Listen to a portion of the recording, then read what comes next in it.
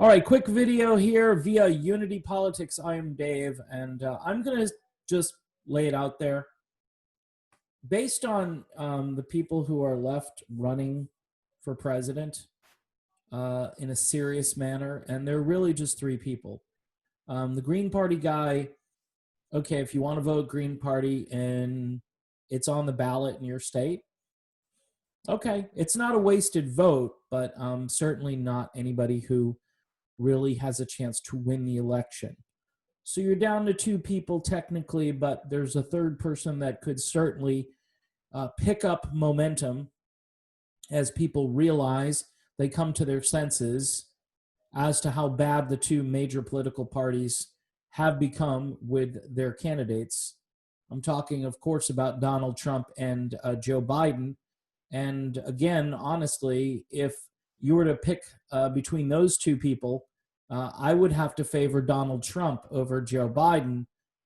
Donald Trump instinctively wants less war. Donald Trump has signed into law criminal justice reform. If you're inclined to want money in the mail sent to you, Donald Trump has delivered and may again do it a second time. I understand that people are really hurting and that this hopefully temporary UBI will be given out to those who really need it rather than large corporations this time around.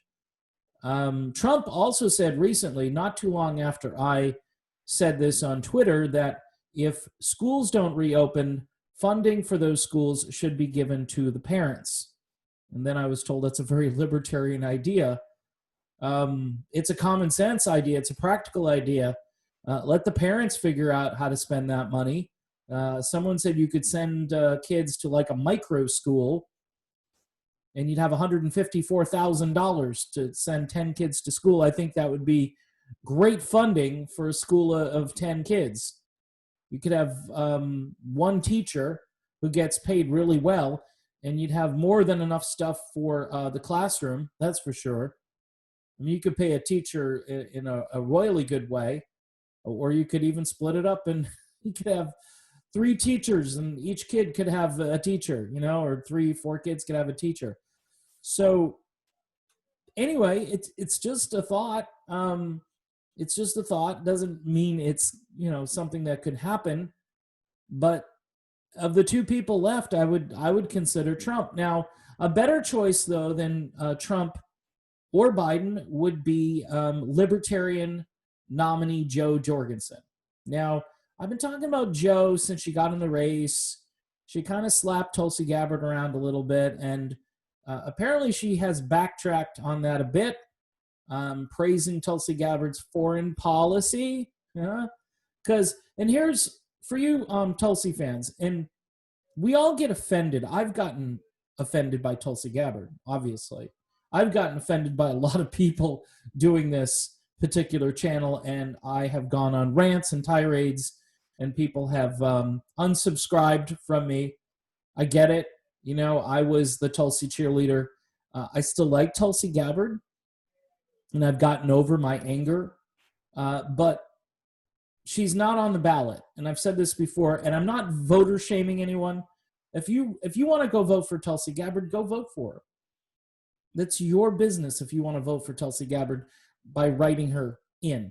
There are 10 states, I think, where they might actually count it. Everywhere else, they're not going to count it.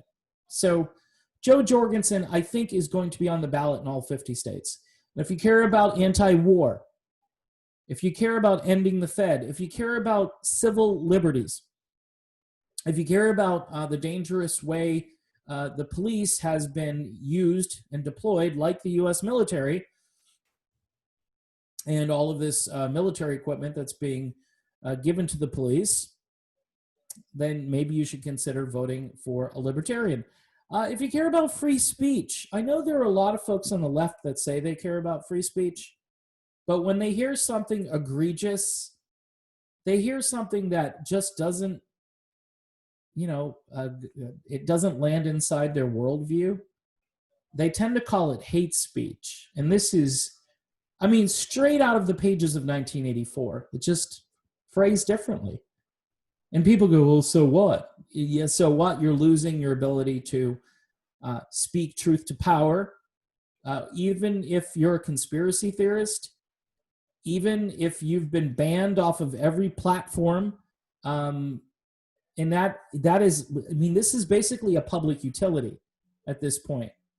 Okay, and if this is the only game in town and you've set up your shop, it's kind of like you do a number of videos on YouTube and you develop a footprint. You are posting a lot on Twitter or Facebook, you get more and more followers. You get more friends on Facebook, you get more followers on Twitter. That is an apparatus that you grew, all right? And with that, you might be able to earn a living. I do it with my other platform. I'm grateful for that. It's a good thing. But when that thing becomes corrupted because people who own the platform don't align with your political views, and then they punish you by not paying you, demonetizing, it's really weird how that works, where free speech is not rewarded, where groupthink is rewarded. That is an atrocity. And that is something the Libertarian Party has been talking about for decades. All right? Some Republicans give it lip service, but a lot of Republicans also have authoritarian streaks. They just have a different morality code, or they're whoever their chief lobbyists are. Those are the ones that influence what their speech code might be. The Democrats and the neoliberal Democrats, though, are just... They're evil when it comes to this stuff. They're just flat out evil. They want to shut you up. They want to shut you down. They want to cancel you from existence.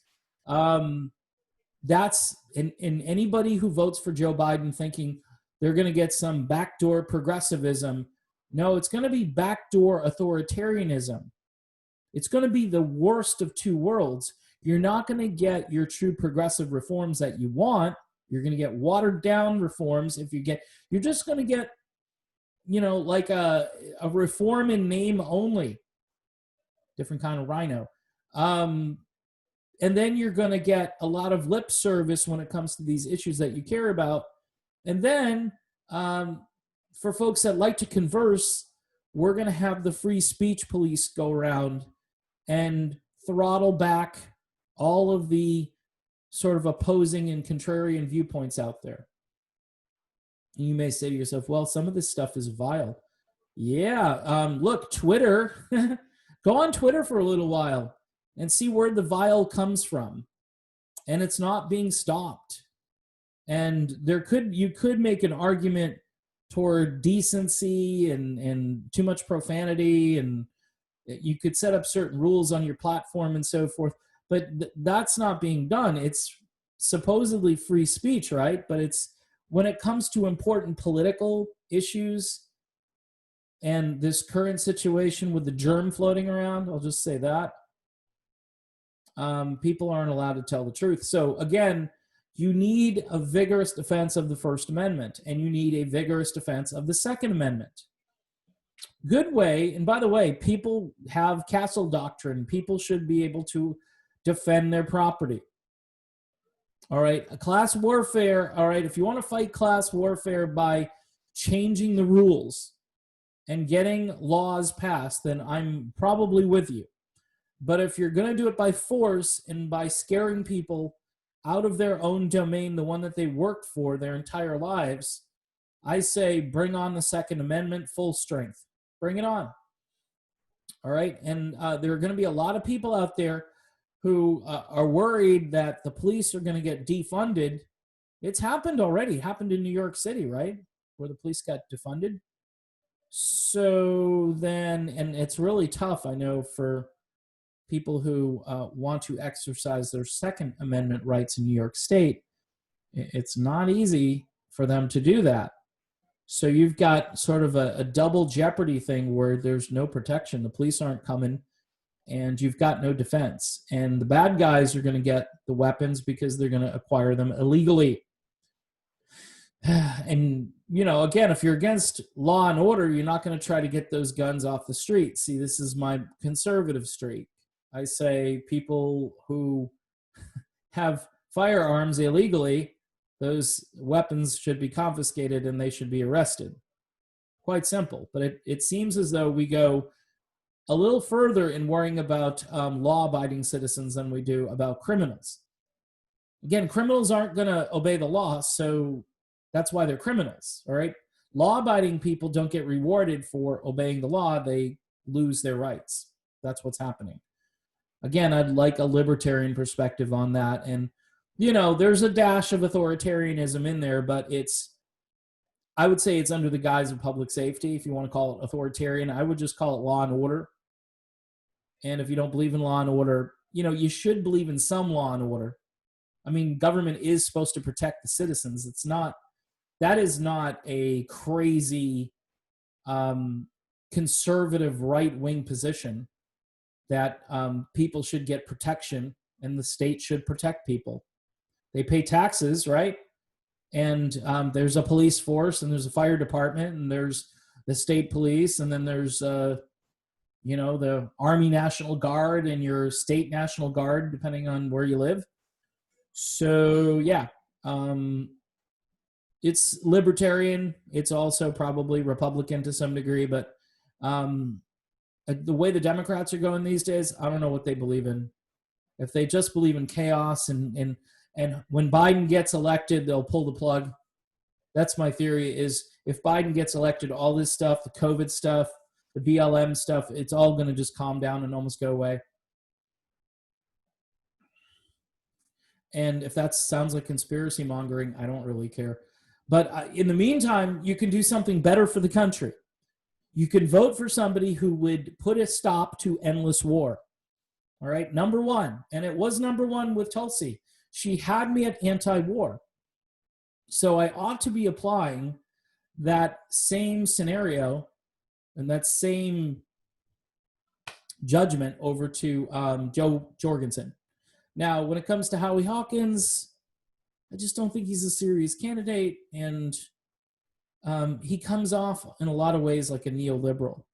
He complains a lot about Trump rather than, you know, complaining about the system that created Trump. And the reason people voted for Trump is because Trump was against the system. You may not like Trump's platform issues. You may not like the fact that he used conservatism and the Republican Party to get where he got, but he was a contrarian. And all Howie Hawkins seems to be to me is a stronger, full-strength neoliberal compared to Joe Biden. And we would say progressive, but I'm just not sure. Not sure. It's too radical. It's too fringy. Libertarianism, I think, with the freedom and kind of combining some of the ideas of both parties, I think is a better way to go. It's a more civil way to go. I'm into civility. I'm into unity. You want to have a unity ticket? Vote for a libertarian. A unity vote anyway. A unity ticket would be, you know, a lefty and a righty. And they're trying to do that. There's an organization out there, and I did a video about it. Andrew Yang, he took the pledge, so I think he's out. And I just think it's going to be really difficult to get something like that up and running. People are still shouting about getting Jesse Ventura on the ballot and so forth. But I think Jo Jorgensen is a better way to go. So if you're a Tulsi fan, I mean, take a look at Jo. Take a look at Jo Jorgensen. I know Tulsi has a political acumen that few people have. Her personality, her resume, her communication skills, her knowledge of nearly every issue, the fact that she has served her country, and Jorgensen, very much an outsider, don't know as much about her, but policy matters, issues matter. At the end of the day, will Jo Jorgensen make you free, or will she make you bonded to a state that is getting bigger and bigger, and an internal deeper state which is really running the show? I mean, it's going to be a big job trying to dismantle that particular sort of dark space within our government, but somebody's got to start. I believe Trump is actually trying to do it, but this is an undertaking that will take the resolve of the American people basically clamoring very loudly for change. And I think if we show the two-party duopoly that we definitely need something different, that might be a shot across the bow, a wake-up call. And believe me, in a three-way race, in a legitimate three-way race, all you need is like 34%. That's what you need. And you can get votes in places that the other two parties always struggle to get. You can get people who will switch because, oh, really? An anti-war candidate? Oh, really? A candidate that still believes in free market economics but wants to curtail the cronyism and the corruption? I'm in. So I think that's where most people are today. People are not radically fringed on the left, okay? And this is where the left is operating in their own little microcosm. The conservatives, I think, are a little disoriented right now. They're not doing the same things. The left is screaming loud, but they're screaming about nothing.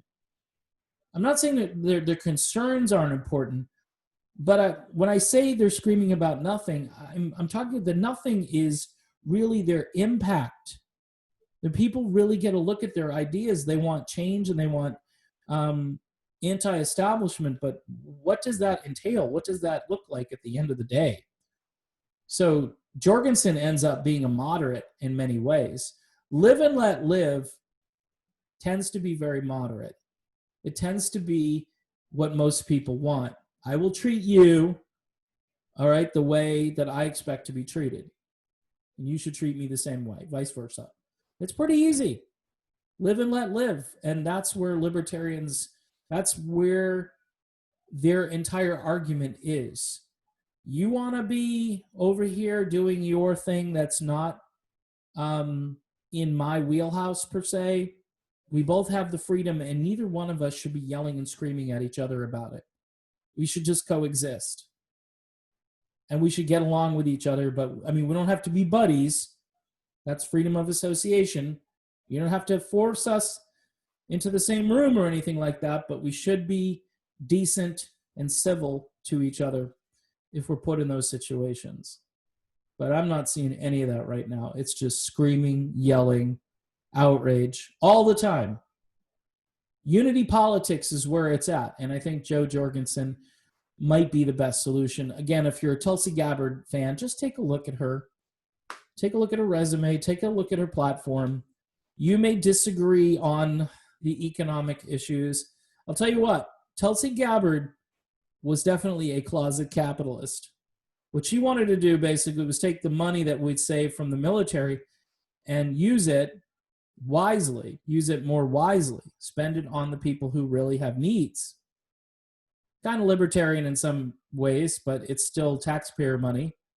And if it's going to be in the budget anyway, then it's not crazy to think that way. I think she's actually much closer to libertarian than to progressive. I know progressives like Tulsi Gabbard. Yeah, I don't know. Tulsi got toasted by a lot of progressives who just felt that she, wasn't progressive enough for them. And I think that's one of her better qualities, quite honestly. So there you have it, folks. Tulsi Gabbard, Jo Jorgensen. I think that's a very natural progression. And just consider it. You don't have to, you can still write Tulsi in if you want to. It's a little more exciting to have your candidate on the ballot and maybe have some folks in your county who are excited about supporting someone who's different, who has different values and different ideas, and who could really unite the country, both left and right together. So that's my video. See you soon. Thanks for watching.